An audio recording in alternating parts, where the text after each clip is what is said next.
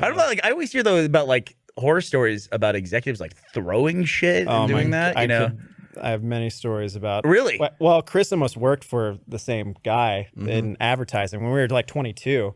This guy was an absolute madman, and he like. You know, he may or may not have had a drug problem at one point that made him very excitable. Okay. And the guy would do things like... What? Go ahead. I'm interrupting your story. Shrivel. Well, so he had this big office space. Like, I mean, it was a multi-million-dollar company, many clients, but his office space was the size of this studio, and all that was there was one desk and a ping pong table. And whenever he got pissed off, he'd throw the ping pong table...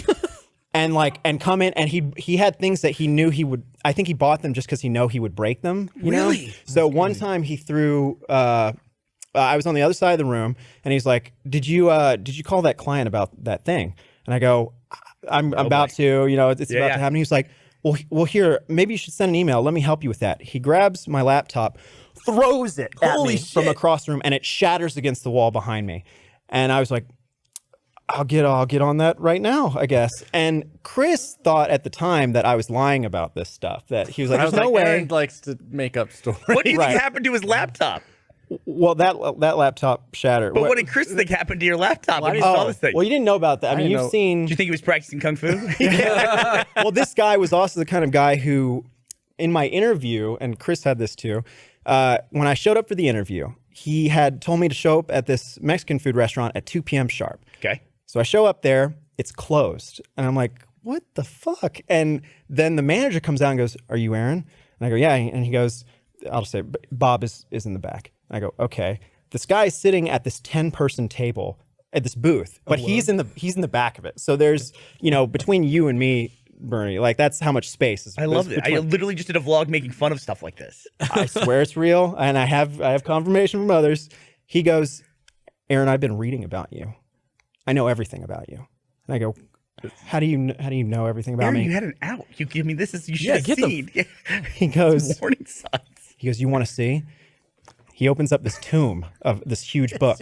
He slides it over across the table to me, and I look at it, and it's an astrology book, and it's turned to my birthday because he had asked me my birthday before. And he goes, "I know everything." Go ahead and read that passage right there. He goes, "Read that passage right there." So I start reading it, and he goes, "Out loud." And I go, "Aquarius are sometimes known for their predicate." He's like, no, get to the weaknesses. And I go, defiant something. And he goes, ooh, that's not good for our business. That's not good at all. And he'd already read them, so he knew. Like, he was just making sure I knew. And he goes, "Turn to July 28th. And I go, "Okay." Who's July 28th? He's July 28th? Why did you July 28th? And the weakness, he goes, "Why would I hire someone with these weaknesses?" Yeah, he goes, why would I hire someone with these weaknesses? I was like, and before I could even answer, he said, "Turn to July 28th. So I turned to it, and he goes, "Read it." And I was like, "Okay." Out loud, "Okay." And he goes, no, skip to the weaknesses. So I get to the weaknesses, and it says, panicked, disturbed, volatile. And I read it, and I was like, and he goes, "Oh, man, panicked, disturbed, volatile. That guy sounds like a real fucking nut, right?" And he just starts, there's no one in the restaurant, and he's laughing about Oh, my God. And I go, "Yeah, man, that's pretty crazy." He's like, "What do you want to make your first year, your second year, and your third year?" And I said, I hadn't thought about this. I said, this, and this. And he goes, "That's more than I paid anyone before. What are you doing? Can you show up Monday?" And I was like, what is this job? Like, it's just an advertising I want job. this job now. This guy sounds amazing. And when I showed up to his office on Monday, not knowing if I actually had a job or not, he was not there. Well, I brought Chris. I was like, "Chris, because Chris needed a job too." This was like 2010, and this is right out of. This is before actually I graduated. Chris, we share a birthday. What's our weakness? I don't know. I guess I don't remember. Memory. Oh yeah. He would have told you that. That's an awesome meta joke. But it was one of those things. It was like I was talking to Aaron, and I was like, "Well," and he's like, "There's a job opening." I was like, "I'll call." And I filled out the email, and I get a phone call like 10 minutes later, and he's like, and he starts talking to me and asking me all these questions. He's throwing out like long, like multiplication, like what's 13 times 27. 60? Yeah. And he's like, "Just don't use calculator, just think about it." And then you like, say some answer, and he's like, "Yeah, that sounds right." He didn't know either, but he wanted to see how you'd respond. This is what always depresses me about conversations like this. I love hearing about a guy like this out there.